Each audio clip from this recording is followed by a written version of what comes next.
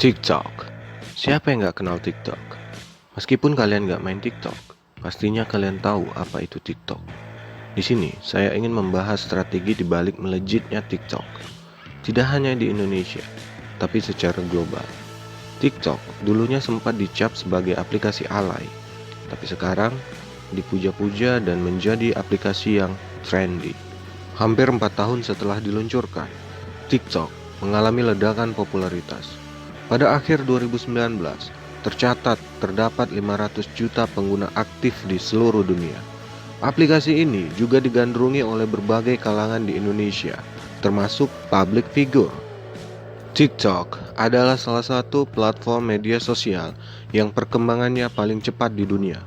TikTok memungkinkan penggunanya untuk membuat video pendek berdurasi 15 detik, disertai musik, filter, dan beberapa fitur kreatif lainnya. TikTok digadang-gadang dapat mengalahkan popularitas Instagram. Menurut data analitik Sensor Tower pada 2019, aplikasi TikTok diunduh sebanyak 740 juta kali di Apple Store dan Google Play Store, dan menjadi aplikasi yang paling banyak diunduh kedua di dunia. Instagram memang masih menjadi aplikasi dengan pengguna aktif terbanyak, lebih dari 1 miliar pengguna, walaupun secara jumlah unduhan hanya yang terbanyak kelima di dunia. Sedangkan TikTok, menurut data App Annie, hanya memiliki 625 juta pengguna aktif di seluruh dunia. Adapun aplikasi yang paling banyak diunduh pada 2019 adalah WhatsApp. Terus pertanyaannya, apakah TikTok bisa menggeser popularitas Instagram?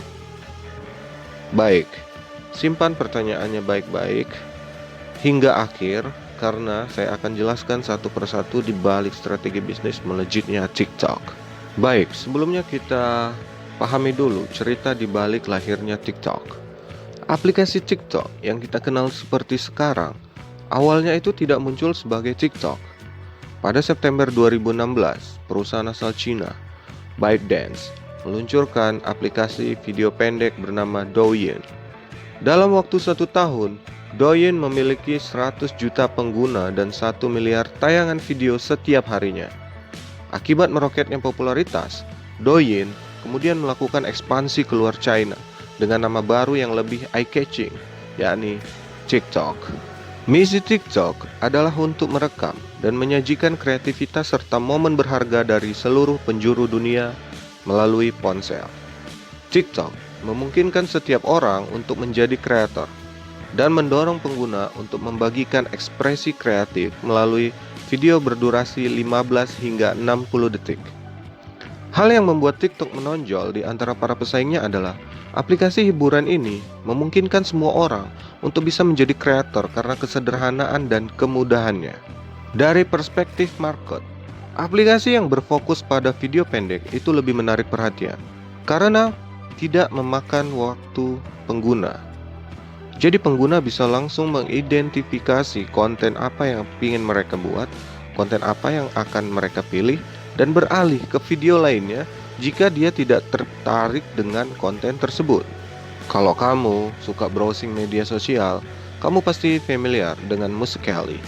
Sebelum TikTok populer, aplikasi ini merupakan the king of platform berbagi video pendek, terutama di pasar Amerika Serikat. Untuk meningkatkan potensi meraih pasar internasional, ByteDance mengakuisisi Musical.ly dan menggabungkannya dengan TikTok pada akhir 2017.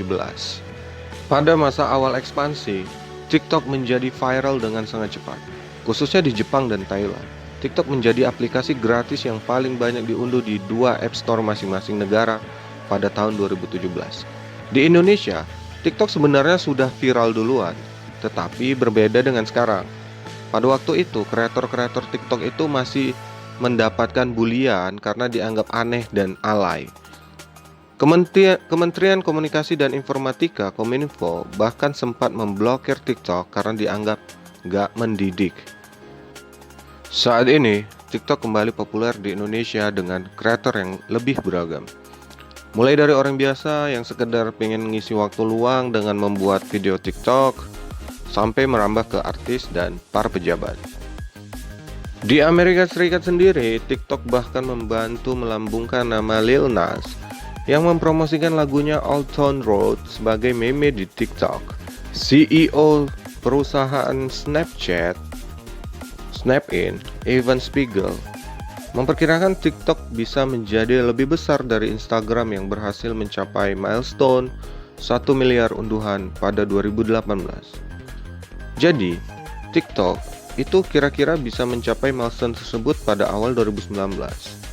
Menurut dia, mungkin aja TikTok bisa menjadi lebih besar dari Instagram. Saya suka TikTok, saya penggemar beratnya, kata Spiegel saat berbicara pada konferensi desain kehidupan digital di Munich.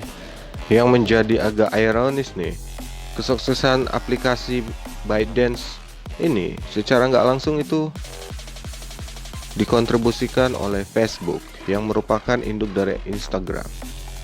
ByteDance pada dasarnya itu membeli pengguna dari saingan terbesarnya karena udah sejak lama mengiklankan TikTok pada platform Facebook dan Instagram.